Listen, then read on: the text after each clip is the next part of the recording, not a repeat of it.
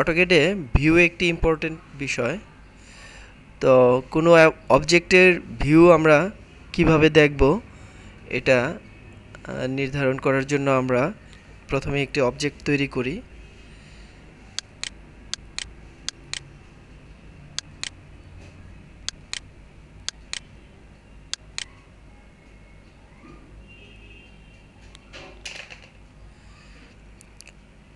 আমরা এখন 3D orbit ভিউতে আছি।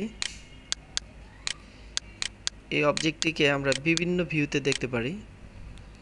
তো এই জন্য আমরা এখানে প্রথমে এই টুলবারে গিয়ে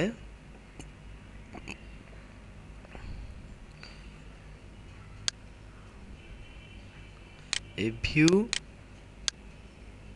ভিউ টুলবারটি বা ভিউ উইন্ডোটি অ্যাক্টিভ করব।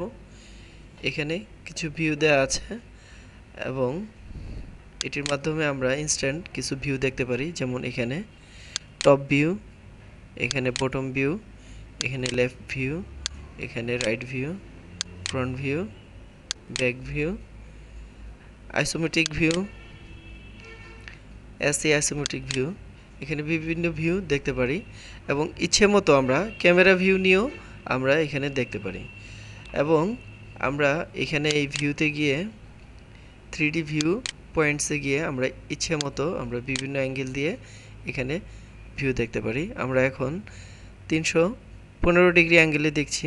আমরা যদি এটিকে 200 ডিগ্রি অ্যাঙ্গেলে দেই তাহলে কি দাঁড়াচ্ছে দেখা যায় যে এই অ্যাঙ্গেলে চলে আসছে। তো আমরা যে কোনো অবজেক্টের ইচ্ছে মতো যে কোনো ভিউতে আমরা এটা দেখতে পারি এবং 3D অরবিটে গেলে আমরা এটাকে ইচ্ছে মতো ঘুরিয়ে আমাদের অবজেক্টটিকে দেখতে পারি।